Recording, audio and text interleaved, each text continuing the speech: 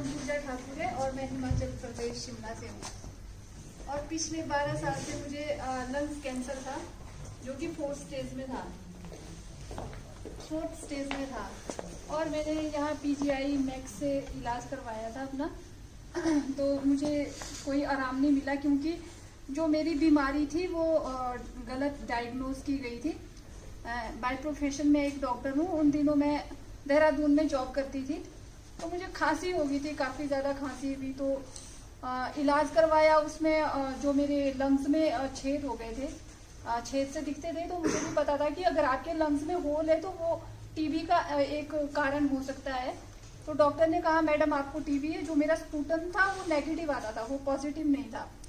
फिर उन्होंने मुझे डॉट्स देना स्टार्ट किया। डॉट्स में 5 गोलियां आती है, जो एक गोली 700 mg की होती है। तो 5 गोलियां मैं रोज लेती थी।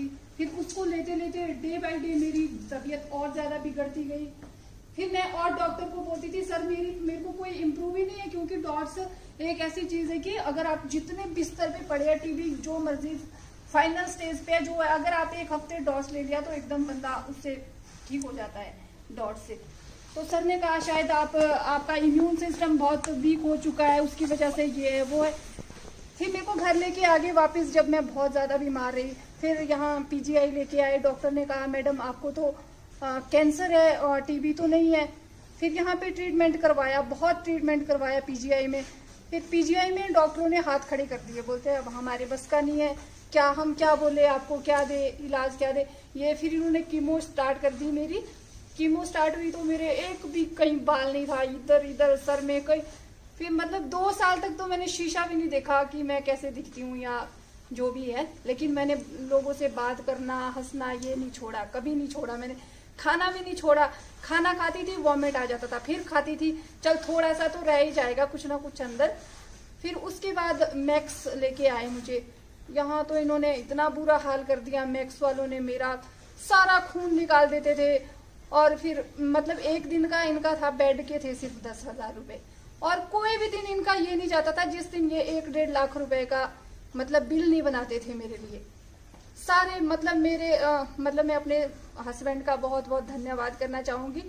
उनकी एक बार इतनी नौबत आ गई थी कि अब गाड़ी बेच देता हूँ, शायद इसको बेच के थोड़ा सा कुछ और आगे ट्रीटमेंट बढ़े। जब इनको ये लगा कि अभी कुछ नहीं होने वाला, तब कहा कि कुछ नहीं हो सकता जी, आप घर लेके जाओ पेशेंट को। फिर तो मैं इतनी थी कि ना मैं बोल सकती थी ना मैं चल सकती थी। 25 किलो मेरा वेट था, 4 पॉइंट कुछ mg वो हीमोग्लोबिन था मेरा। मतलब बहुत बहुत बुरा हाल था, बहुत बुरी कंडीशन थी मेरी। फिर मैं कुछ नहीं बोलती थी, आंखें बंद करके रखती थी, खोलती भी नहीं थी कभी, क्योंकि जब भी मैं आंखें खोलती थी तो मेरा एक छोटा बेटा है, वो मेरे सामने मुझे वो दिखता था। फिर मेरे को बहुत गंदा लगता था कि भाई नहीं खोलती थी मैं आंखें अपनी।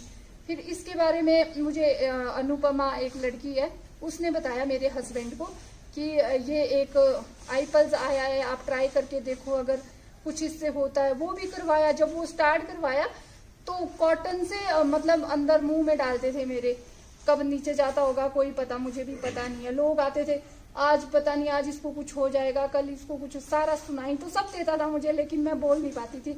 बस ये सोचती थी ये ऐसा क्यों बोलते हैं यहाँ आके मेरे सामने। फिर उसके बाद मैंने iPulse लेना स्टार्ट किया धीरे धीरे। जो मेरी आपने फोटो देखी होगी एक, वो मेरी तब मुझे 3 मंथ हो गए थे iPulse लेते हुए, जबकि वो मेरी फोटो है।